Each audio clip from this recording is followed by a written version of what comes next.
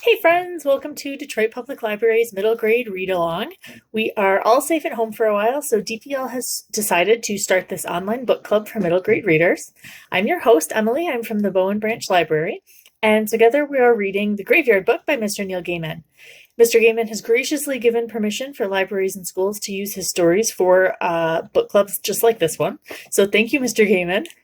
Each day we're posting a new chapter, and there's questions in the description section of the video for you and your family to discuss. When there are illustrations in the book, I will be sure to show you. Welcome back to our book club. Today we're going to be reading Chapter 4. Chapter 4. The Witch's Headstone. There was a witch buried at the edge of the graveyard. It was common knowledge.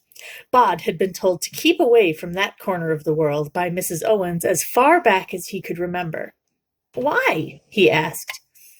"'Tain't healthy for a living body," said Mrs. Owens.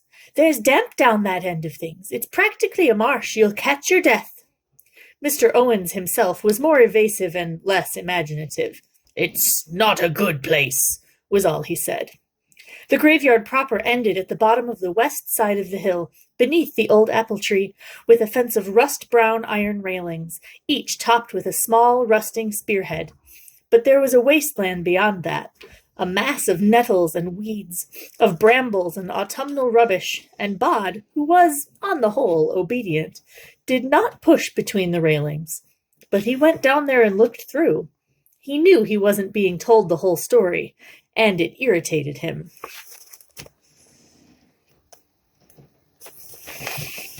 Bod went back up the hill to the little chapel near the entrance to the graveyard, and he waited until it got dark. As twilight edged from gray to purple, there was a noise in the spire, like a fluttering of heavy velvet, and Silas left his resting place in the belfry and clambered headfirst down the spire. "What's in the far corner of the graveyard?" asked Bod. "Past Harrison Westwood, baker of his parish, and his wives, Marion and Joan." "Why do you ask?" said his guardian, brushing the dust from his black suit with ivory fingers. Bod shrugged. "Just wondered." "It's unconsecrated ground," said Silas. "Do you know what that means?" "Not really," said Bod. Silas walked across the path without disturbing a fallen leaf, and sat down on the bench beside Bod. "There are those," he said in his silken voice, "who believe that all land is sacred, that it is sacred before we come to it, and sacred after.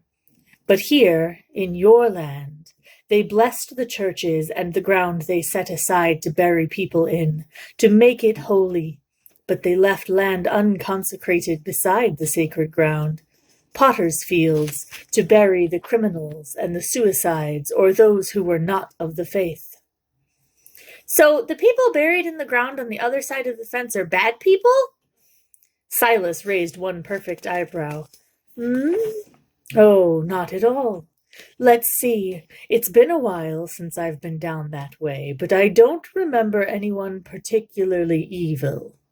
Remember, in days gone by you could be hanged for stealing a shilling, and there are always people who find their lives have become so unsupportable they believe the best thing they could do would be to hasten their transition to another plane of existence."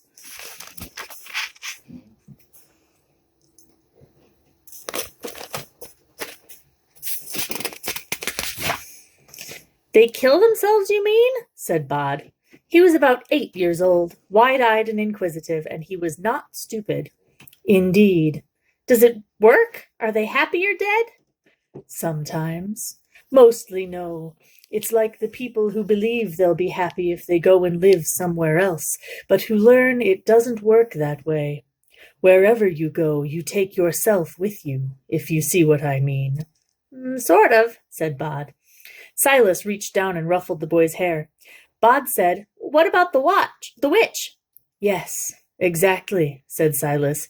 "Suicides, criminals, and witches. Those who died unshriven." He stood up, a midnight shadow in the twilight. "All this talking," he said, "and I have not even had my breakfast, while you will be late for lessons. In the twilight of the graveyard there was a silent implosion, a flutter of velvet darkness, and Silas was gone. The moon had begun to rise by the time Bod reached Mr. Pennyworth's mausoleum, and Thomas Pennyworth, here he lies in the uncertainty of the most glorious resurrection, was already waiting, and was not in the best of moods. "You are late," he said. "Sorry, Mr. Pennyworth." Pennyworth tutted. The previous week, Mr. Pennyworth had been teaching Bod about elements and humours, and Bod had kept forgetting which was which.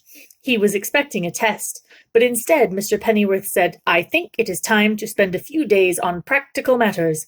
Time is passing, after all." "Is it?" asked Bod. "I am afraid so, young Master Owens. Now how is your fading?" Bod had hoped he would not be asked that question. "It's all right," he said. "I mean, you know." "No, Master Owens, I do not know." "Why do you not demonstrate for me?" Bod's heart sank. He took a deep breath and did his best, squinching up his eyes and trying to fade away. Mr. Pennyworth was not impressed. "Pah! That's not the kind of thing. Not the kind of thing at all. Slipping and fading, boy, are the way of the dead. Slip through shadows, fade from awareness. Try again." Bod tried harder. "You're as plain as the nose on your face," said Mr. Pennyworth, "and your nose is remarkably obvious. As is the rest of your face, young man. As are you. For the sake of all that is holy, empty your mind. Now, you are an empty alleyway. You are a vacant doorway. You are nothing. Eyes will not see you. Minds will not hold you. Where you are is nothing and nobody." Bod tried again. He closed his eyes and imagined himself fading into the stained stonework of the mausoleum wall, becoming a shadow on the night and nothing more. He sneezed. "Dreadful," said Mr. Pennyworth with a sigh. "Quite dreadful. I believe I shall have a word with your guardian about this." He shook his head. "So, the humours. List them." Sanguine, choleric, phlegmatic, and the other one. Melancholic, I think." And so it went, until it was time for grammar and composition with Miss Letitia Burrows, spinster of this parish, who did no harm to no man all the days of her life. Reader, can you say likewise? Bod liked Miss Burrows and the coziness of her little crypt, and that she could all too easily be led off the subject. "They say there's a witch in unconsecrated ground," he said. "Yes, dear, but you don't want to go over there." "Why not?" Miss Burrows smiled the guileless smile of the dead. "They aren't our sort of people," she said. "But it is the graveyard. I mean, I'm allowed to go there if I want to?" "That," said Miss Burrows, "would not be advisable." Bod was obedient, but curious, and so, when lessons were done for the night, he walked past Harrison Westwood, baker, and Family's Memorial, a broken-armed angel, but did not climb down the hill to the potter's field. Instead, he walked up the side of the hill to where a picnic some 30 years before had left its mark in the shape of a large apple tree. There were some lessons that Bod had mastered. He had eaten a bellyful of unripe apples, sour and white-pipped from the tree some years before, and had regretted it for days, his guts cramping and painful, while Mrs. Owens lectured him on what not to eat. Now he always waited until the apples were ripe before eating them, and never ate more than 1 or 2 or 3 a night. He had finished the last of the apples the week before, but he liked the apple tree as a place to think. He edged up the trunk to his favorite place in the crook of 2 branches and looked down at the potter's field below him, a brambly patch of weeds and unmown grass in the moonlight. He wondered whether the witch would be cold and iron-toothed and travel in a house on chicken legs, or whether she would be thin and sharp-nosed and carry a broomstick. Bod's stomach growled, and he realized that he was getting hungry. He wished he had not devoured all the apples on the tree, that he had left just one. He glanced up and thought he saw something. He looked once, looked twice to be certain. An apple, red and ripe. Bod prided himself on his tree-climbing skills. He swung himself up branch by branch and imagined he was Silas, swarming smoothly up a sheer brick wall. The apple, the red of it almost black in the moonlight, hung just out of reach. Bod moved slowly forward along the trunk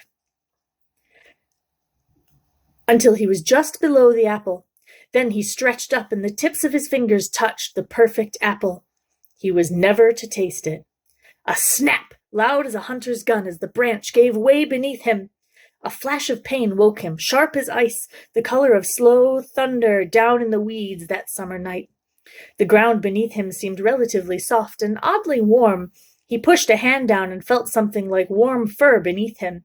He had landed on the grass pile, where the graveyard's groundkeeper threw the cuttings from the mower, and it had broken his fall.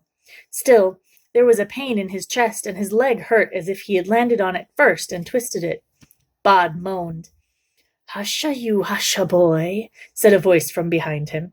"Where did you come from, dropping like a thunderstone? What way is that to carry on?" "I was in the apple tree," said Bod. "Ah, let me see your leg. Broken like the tree's limb, I'll be bound." Cool fingers prodded his left leg. "Not broken. Twisted, yes. Sprained, perhaps. You have the devil's own luck, boy, falling into the compost. 'Tain't the end of the world." "Oh, good," said Bod. "Hurts, though." He turned his head, looked up and behind him. She was older than him, but not a grown-up, and she looked neither friendly nor unfriendly, wary mostly. She had a face that was intelligent, and not even a little bit beautiful. "I'm Bod," he said. "The live boy?" she asked. Bod nodded. "I thought you must be," she said. "We've heard of you, even over here in the potter's field. What do they call you?" "Owens," he said. "Nobody Owens. Bod for short." "Howdy do, young Master Bod." Bod looked her up and down. She wore a plain white shift. Her hair was mousy and long, and there was something of the goblin in her face, a sideways hint of a smile that seemed to linger, no matter what the rest of her face was doing. "Were you a suicide?" he asked. "Did you steal a shilling?" "Never stole nothing," she said. "Not even a handkerchief. Anyway," she said pertly, "the suicides is all over there, on the other side of that hawthorn, and the gallows birds are in the blackberry patch, both of them. One was a coiner, t'other a highwayman, or so he says, although if you ask me, I doubt he was more than a common footpad and night-walker." "Ah," said Bod. Then, suspicion forming, tentatively he said, "They say a witch is buried here." She nodded. "Drowned and burned and buried here, without so much as a stone to mark the spot." "You were drowned and burned?" She settled down on the hill of grass cuttings beside him, and held his throbbing leg with her chilly hands. "They come to my little cottage at dawn, before I'm proper awake, and drag me out onto the green. 'You're a witch!' they shouts. Fat and fresh scrubbed, all pink in the morning, like so many pigwiggins scrubbed clean for market day. One by one they gets up beneath the sky, and tells of milk gone sour and horses gone lame. And finally Mistress Jemima gets up, the fattest, pinkest, best scrubbed of them all, and tells how his Solomon Porrit now cuts her dead, and instead hangs around the wash-house like a wasp about a honey-pot. And it's all my magic, says she, that made him so, and the poor young man must be bespelled. So they strap me to the cucking stool and forces it under the water of the duck pond, saying if I'm a witch I'll neither drown nor care, but if I'm not a witch I'll feel it. And Mistress Jemima's father gives them each a silver groat to hold the stool down under the green water for a long time to see if I'd choke on it. And did you? Oh, yes. Got a lungful of water. It done for me. Oh, said Bod, then you weren't a witch after all. The girl fixed him with her beady ghost eyes and smiled a lopsided smile. She still looked like a goblin, but now she looked like a pretty goblin, and Bod didn't think she would have needed magic to attract Solomon Porrit, not with a smile like that. What nonsense! Of course I was a witch. They learned that when they untied me from the cucking stool and stretched me on the green, 9 parts dead and all covered with duckweed and stinking pond muck. I rolled my eyes back in my head and I cursed each and every one of them there on the village green that morning, that none of them would ever rest easily in a grave. I was surprised at how easily it came, the cursing. Like dancing it was when your feet pick up the steps of a new measure your ears have never heard and your head don't know, and they dance it till dawn. She stood and twirled and kicked, and her bare feet flashed in the moonlight. That was how I cursed them, with my last gurgling pond-watery breath. And then I expired. They burned my body on the green until I was nothing but blackened charcoal, and they popped me in a hole in the potter's field without so much as a headstone to mark my name. And it was only then that she paused, and seemed, for a moment, wistful. Are any of them buried in the graveyard, then? Asked Bod. Not a one, said the girl with a twinkle. The Saturday after they drowned and toasted me, a carpet was delivered to Master Porringer all the way from London town, and it was a fine carpet. But it turned out there was more than carpet, than strong wool and good weaving, for it carried the plague in its pattern, and by Monday 5 of them were coughing blood, and their skins were gone as black as mine when they hauled me from the fire. A week later, and it had taken most of the village, and they threw the bodies all promiscuous in a plague pit they dug outside the town that they filled in after. Was everyone in the village killed? She shrugged. Everyone who watched me get drowned and burned. How's your leg now? Better, he said. Thanks. Bod stood up slowly and limped down from the grass pile. He leaned against the iron railings. So, were you always a witch? He asked. I mean, before you cursed them all? As if it would take witchcraft, she said with a sniff, to get Solomon Porritt mooning around my cottage. Which, Bod thought, but did not say, was not actually an answer to the question. Not at all. What's your name? He asked. Got no headstone, she said, turning down the corners of her mouth. Might be anybody, mightn't I? But you must have a name. Liza Hempstock, if you please, she said tartly. Then she said, It's not that much to ask, is it? Something to mark my grave. I'm just down there, see, with nothing but nettles to show where I rest. And she looked so sad just for a moment that Bod wanted to hug her. And then it came to him, as he squeezed between the railings of the fence. He would find Liza Hempstock a headstone, with her name upon it. He would make her smile. He turned to wave goodbye as he began to clamber up the hill, but she was already gone.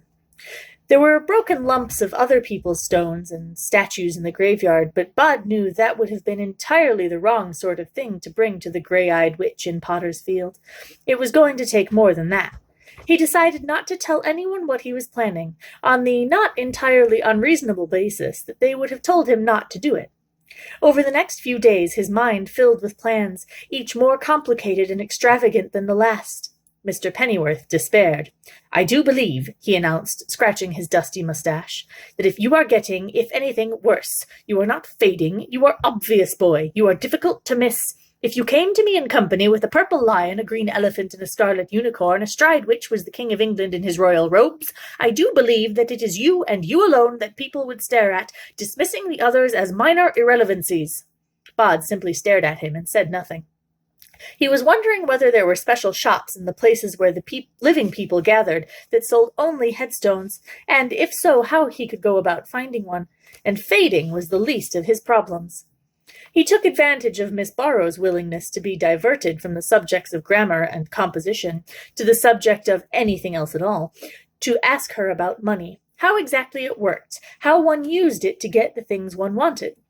Bod had a number of coins he had found over the years. He had learned that the best place to find money was to go, afterwards, to wherever courting couples had used the grass of the graveyard as a place to cuddle and snuggle and kiss and roll about. He would often find metal coins on the ground in the place where they had been, and he thought perhaps he could finally get some use from them. How much would a headstone be? He asked Miss Barrows. In my time, she told him, they were 15 guineas. I do not know what they would be today. More, I imagine. Much, much more. Bod had 2 pounds and 53 pence. It would, he was quite certain, not be enough. It had been 4 years, almost half a lifetime, since Bod had visited the Indigo Man's tomb, but he still remembered the way.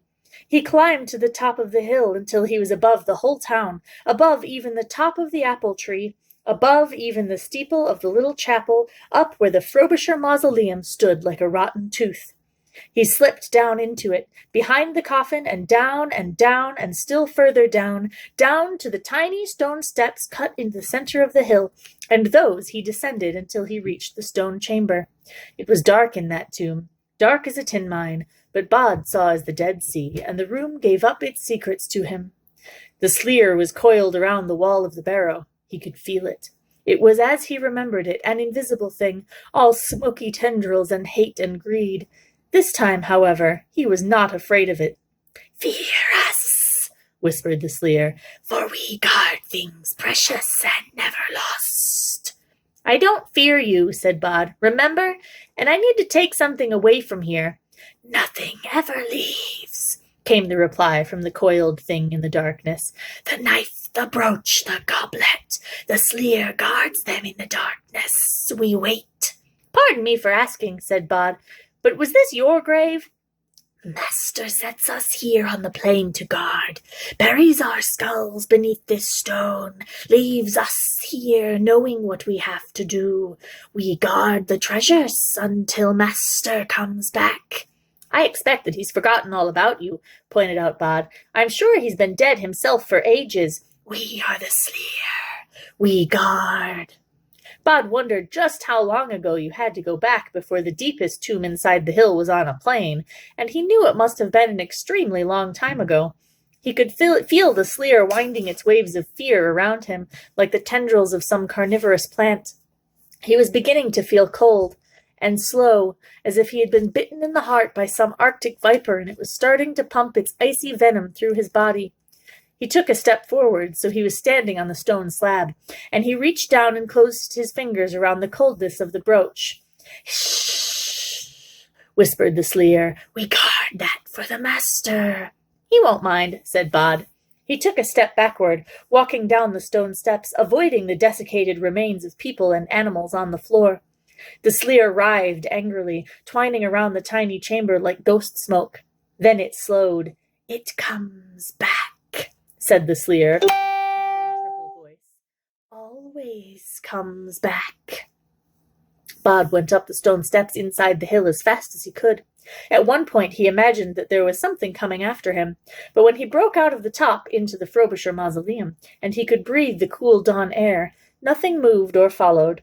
Bod sat in the open air on the top of the hill and held the brooch. He thought it was all black at first, but then the sun rose, and he could see that the stone in the center of the black metal was a swirling red.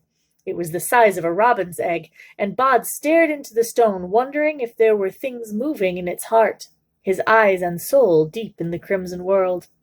If Bod had been smaller, he would have wanted to put it into his mouth. The stone was held in place by a black metal clasp, by something that looked like claws with something else crawling around it. The something else looked almost snake-like, but it had too many heads. Bod wondered if that was what the Sleer looked like in the daylight. He wandered down the hill, taking all the shortcuts he knew through the ivy tangle that covered the Bartleby family vault, and inside the sound of the Bartlebys grumbling and ready for sleep, and on and over and through the railings and into the potter's field. He called, "Liza! Liza!" and looked around. "Good morrow, young lummox," said Liza's voice. Bod could not see her, but there was an extra shadow beneath the hawthorn tree, and as he approached it, the shadow resolved itself into something pearlescent and translucent in the early morning light. Something girl-like, something gray-eyed. "I should be decently sleeping," she said. "What kind of carrying on is this?" "Your headstone," he said. "I wanted to know what you want on it." "My name," she said. "It must have my name on it, with the big E for Elizabeth, like the old queen that died when I was born, and a big H for Hempstock. More than that I care not, for I did never master my letters." "What about dates?" asked Bod. "William the Conqueror, 1066, she sang, in the whisper of the dawn wind in the hawthorn tree. "A big E, if you please, and a big H." "Did you have a job?" asked Bod. "I mean, when you weren't being a witch?" "I done laundry," said the dead girl, and then the morning sunlight flooded the wasteland, and Bod was alone. It was 9 in the morning, when all the world is sleeping. Bod was determined to stay awake. He was, after all, on a mission. He was 8 years old, and the world beyond the graveyard held no terrors for him. Clothes.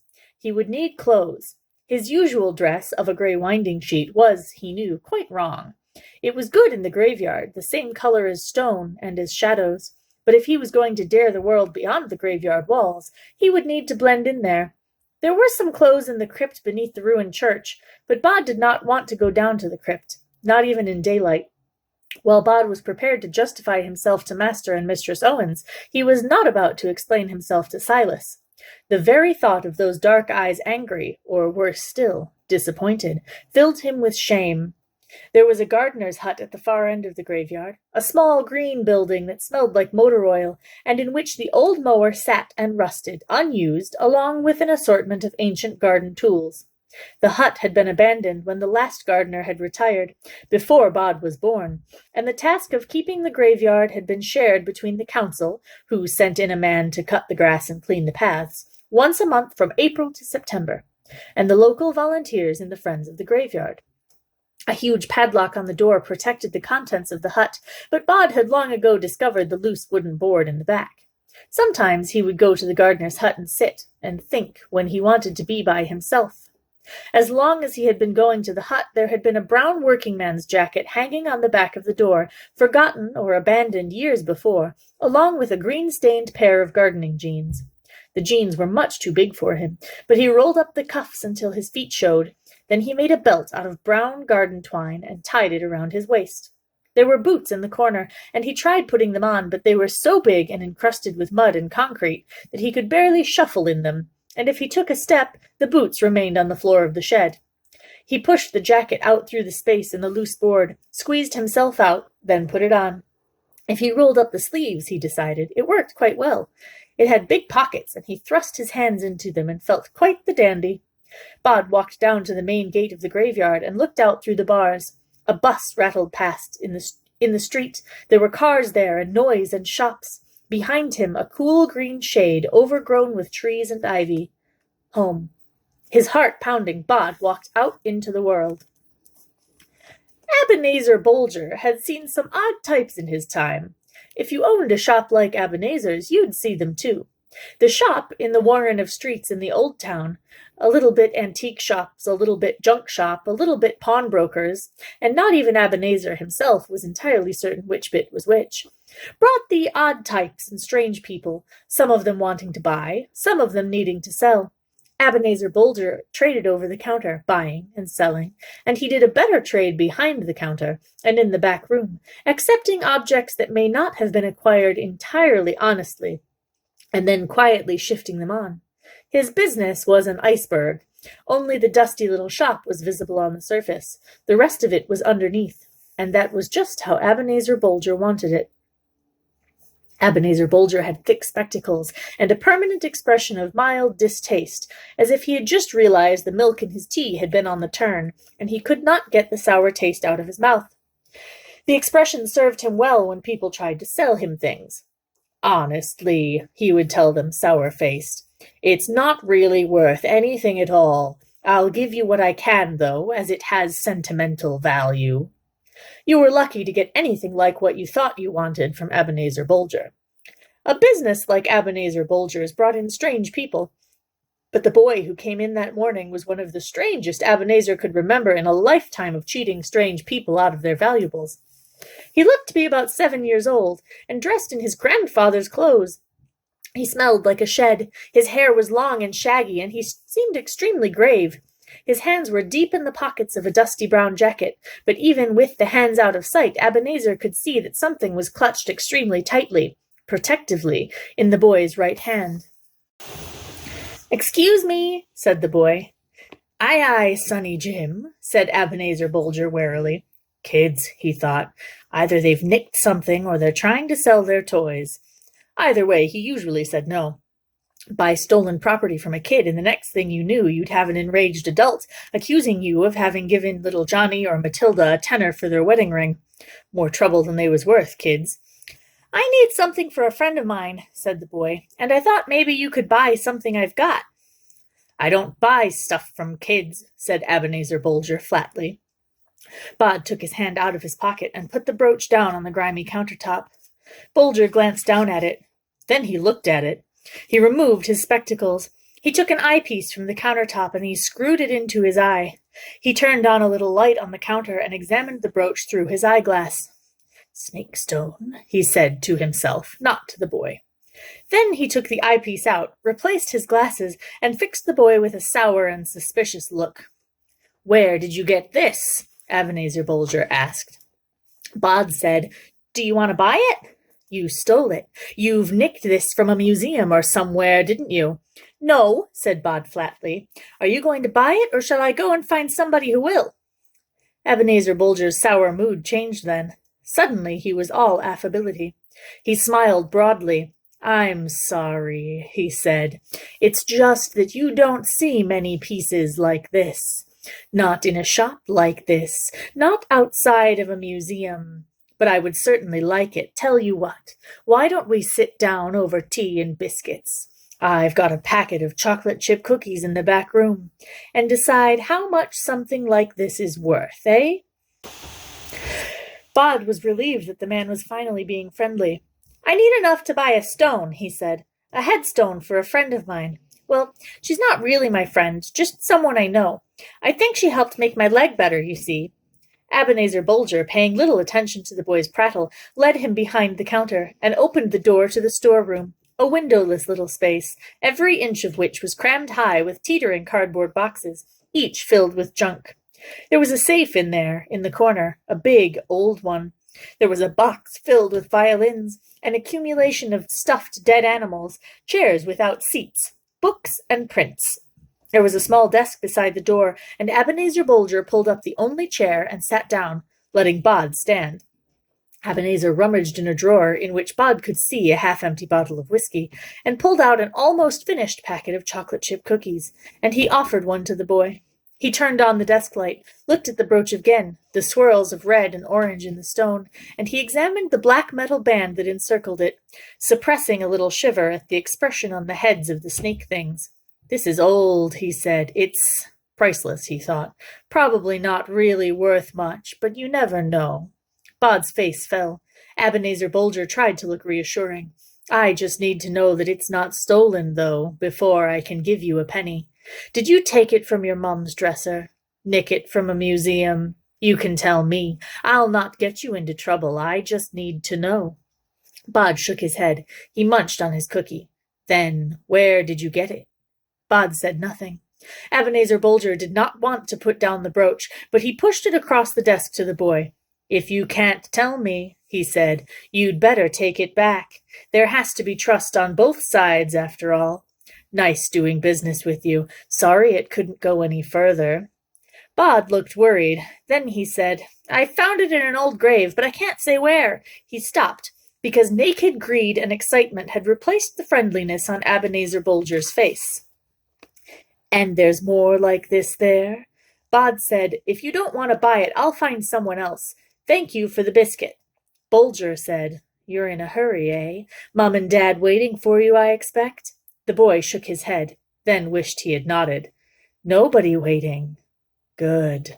Ebenezer Bulger closed his hands around the brooch. "Now you tell me exactly where you found this, eh?" "I don't remember," said Bod. "Too late for that," said Ebenezer Bulger.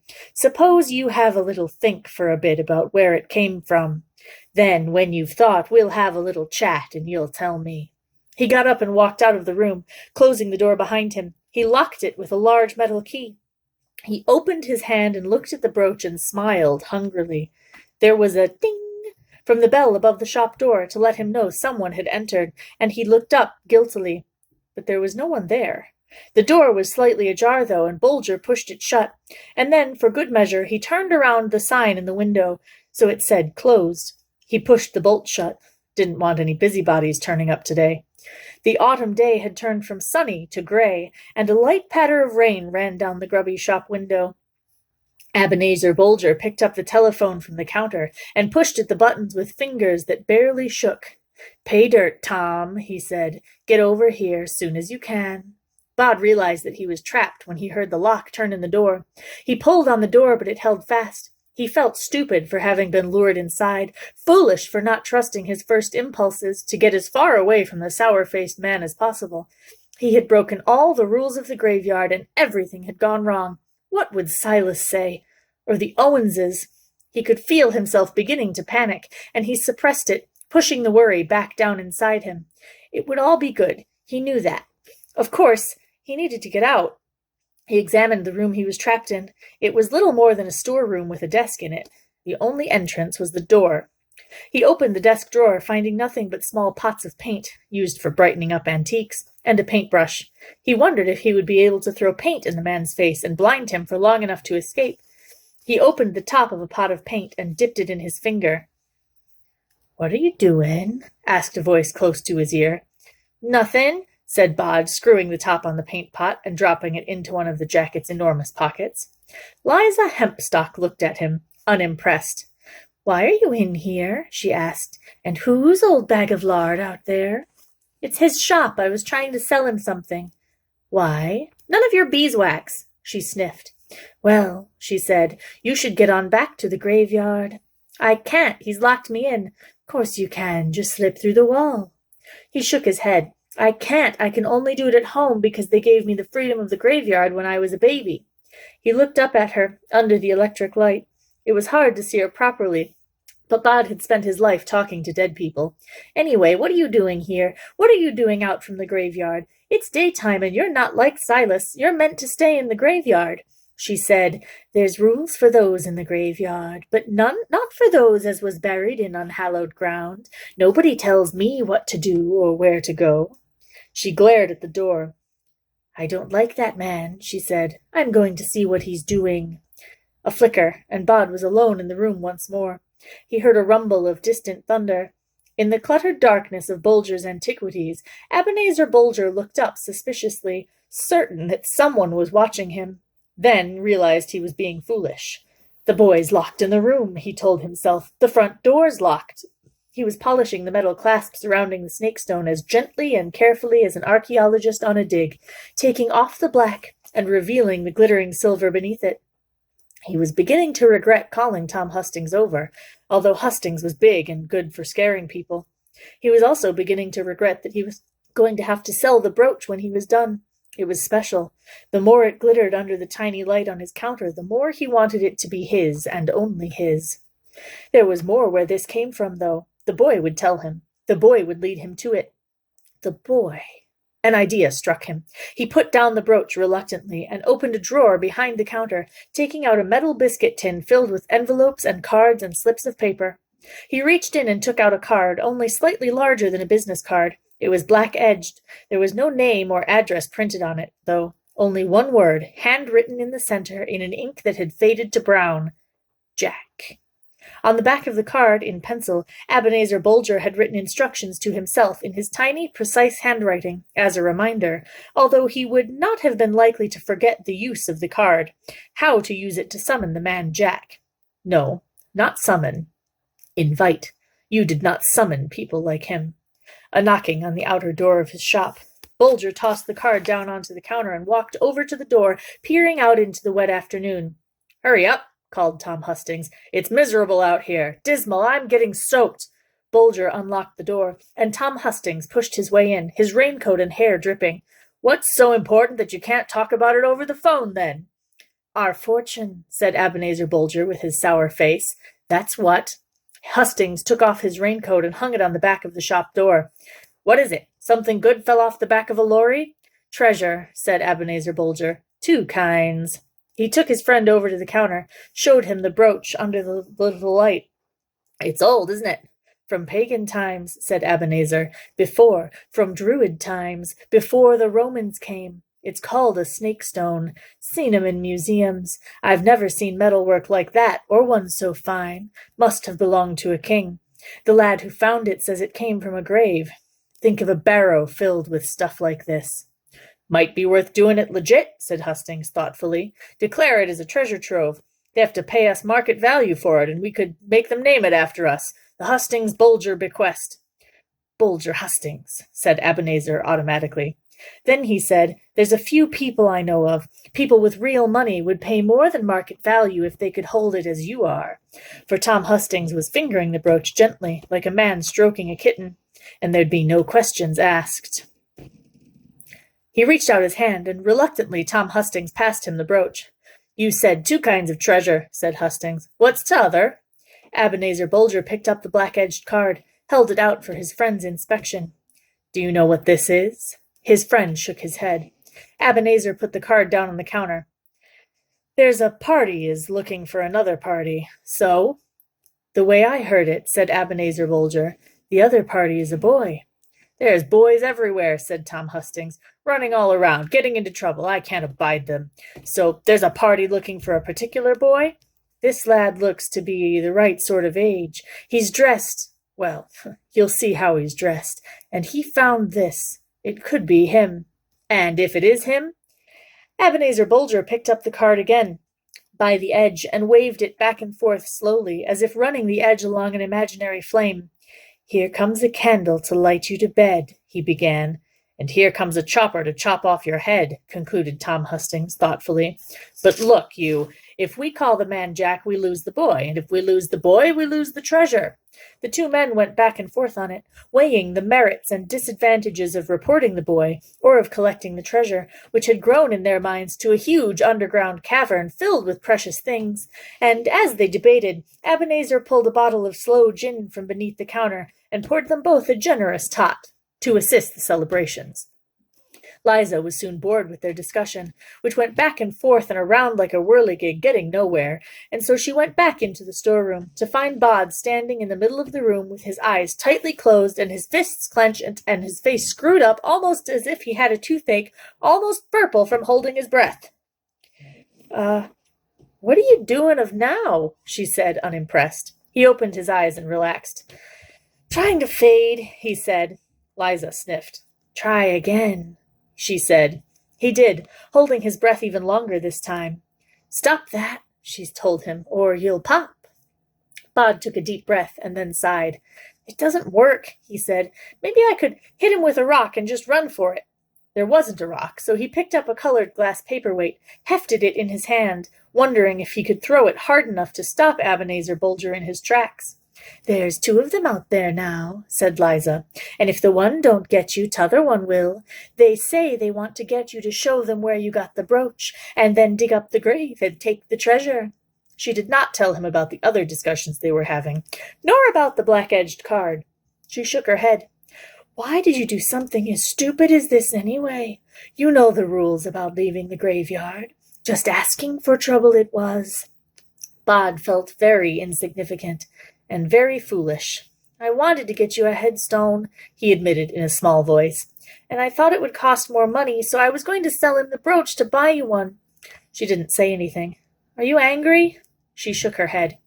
"It's the first nice thing anyone's done for me in 500 years, she said, with a hint of a goblin smile. "Why would I be angry?" Then she said, "What do you do when you try to fade?" "What Mr. Pennyworth told me. I am an empty doorway, I am a vacant alley, I am nothing. Eyes will not see me, glances slip over me, but it never works."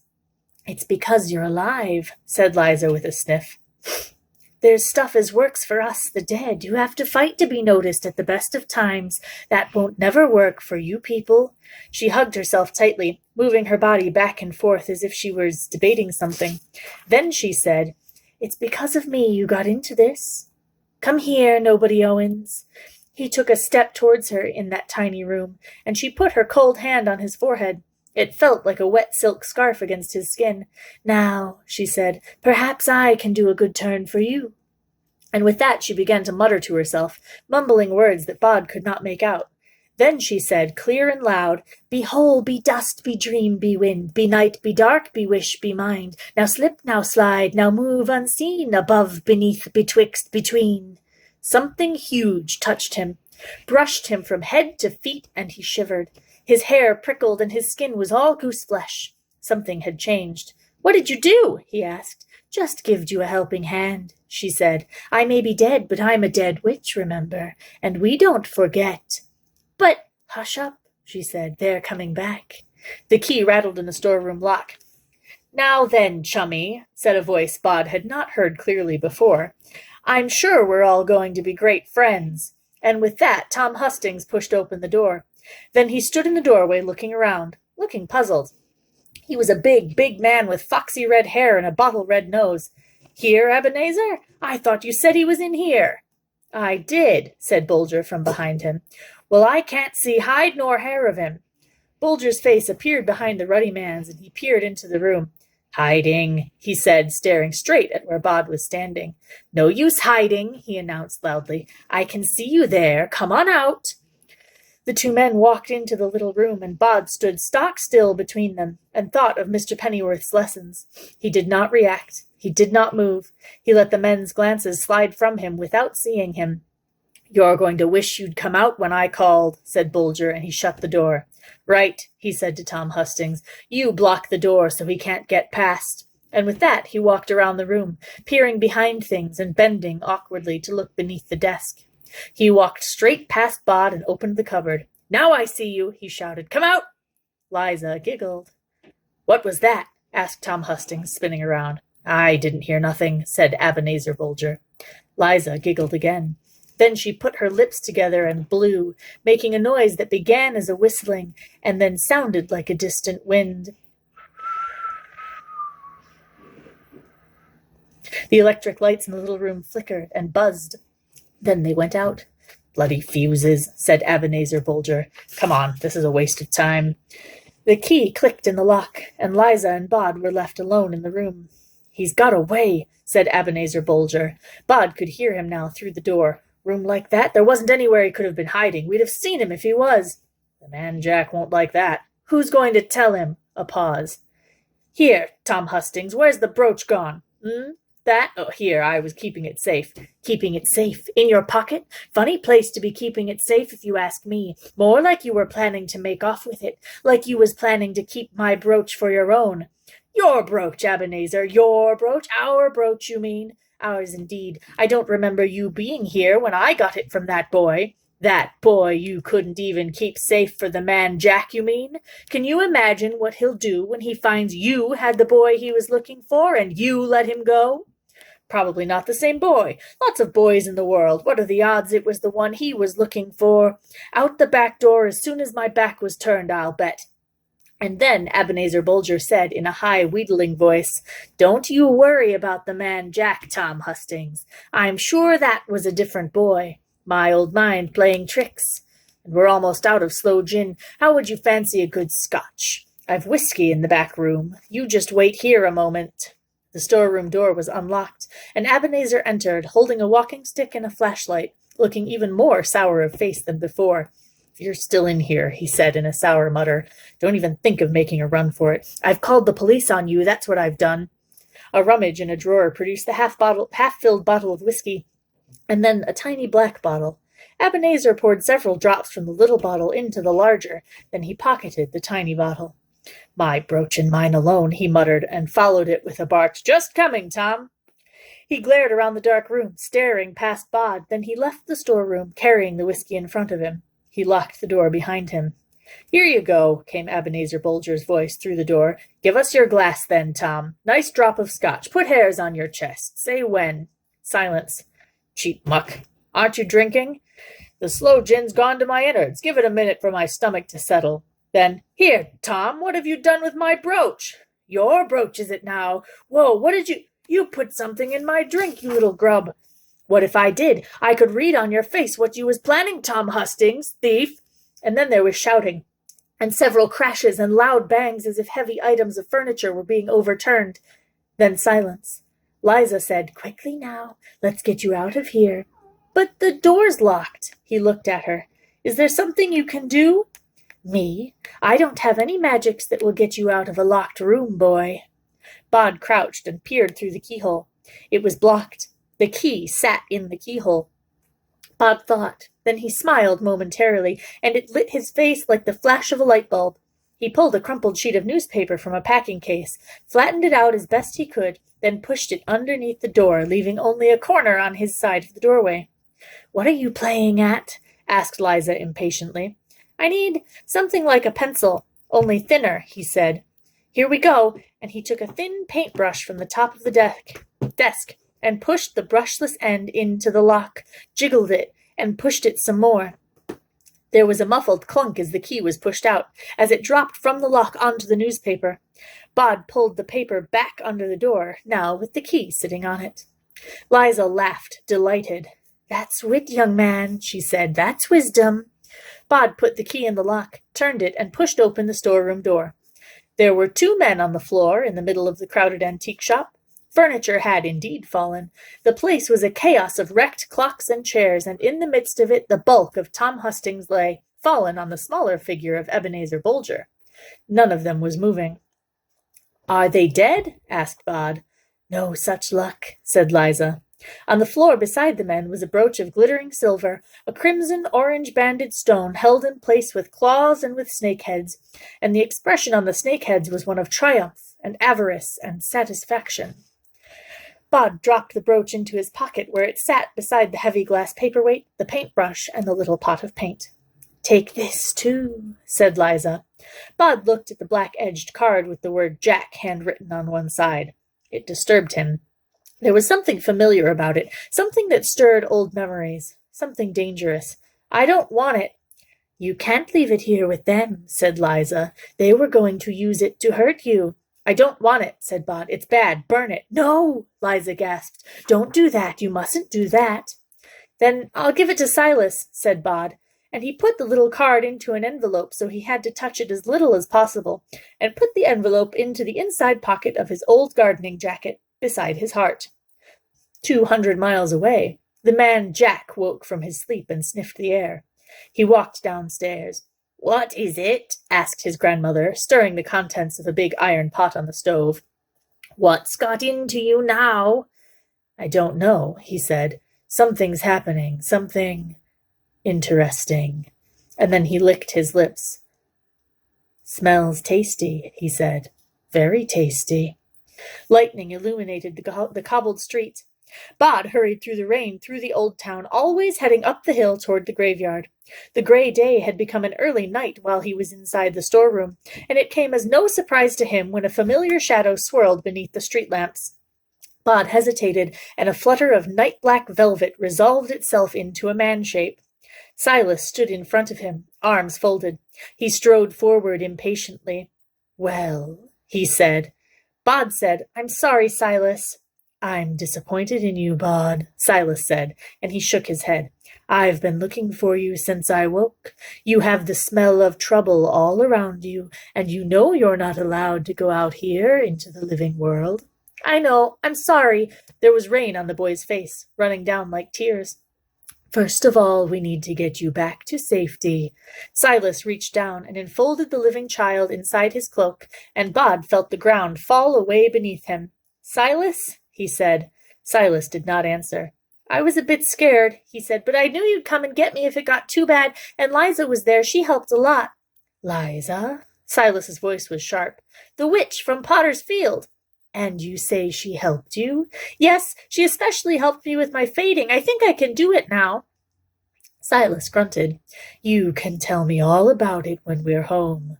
And Bod was quiet until they landed beside the chapel. They went inside, into the empty hall as the rain redoubled, splashing up from the puddles that covered the ground. Bod produced the envelope containing the black-edged card. He said, I thought you should have this. Well, Liza did, really. Silas looked at it. Then he opened it, removing the card, stared at it, turned it over, and read Ebenezer Bolger's penciled note to himself in tiny handwriting, explaining the precise manner of use of the card. Tell me everything, he said. Bod told him everything he could remember about the day, and at the end Silas shook his head slowly, thoughtfully. Am I in trouble? Asked Bod. Nobody, Owens, said Silas. You are indeed in trouble. However, I believe I shall leave it to your parents to administer whatever discipline and reproach they believe to be needed. In the meantime, I need to dispose of this. The black-edged card vanished inside the velvet cloak, and then, in the manner of his kind, Silas was gone. Bod pulled the jacket up over his head and clambered up the slippery paths to the top of the hill, to the Frobisher mausoleum. He pulled aside Ephraim Pettifer's coffin, and he went down and still further down. He replaced the brooch beside the goblet and the knife. Here you go, he said, all polished up, looking pretty. It comes back, said the Sleer, with satisfaction in its smoke-tendril voice. It always comes back. It had been a long night. Bod was walking sleepily and a little gingerly past the small tomb of the wonderfully named Miss Liberty Roach. What she spent is lost. What she gave remains with her. Reader, be charitable. Past the final resting place of Harrison Westwood, baker of the parish, and his wives Marion and Joan, to the Potter's Field. Mr. and Mrs. Owens had died several hundred years before it had been decided that beating children was wrong, and Mr. Owens had, regretfully, that night done what he saw as his duty, and Bod's bottom stung like anything. Still, the look of worry on Mrs. Owens' face had hurt Bod worse than any beating could have done. He reached the iron railings that bounded the Potter's Field and slipped between them.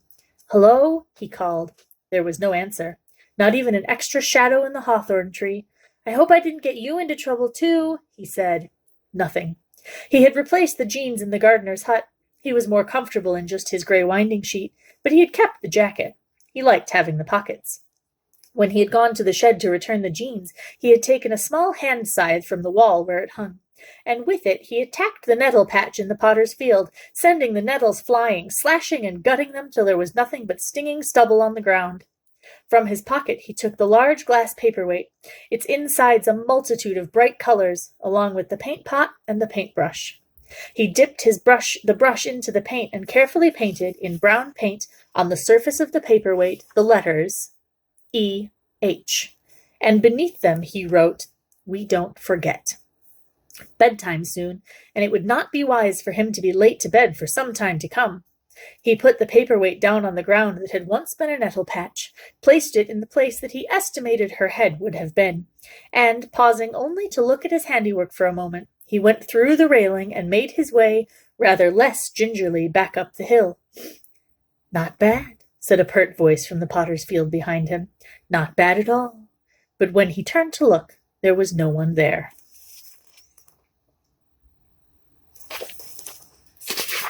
That's the end of chapter 4. Thank you so much for joining us today. Check out the description of the video for those discussion questions I mentioned, and feel free to answer or ask any questions of your own about this chapter in the comments.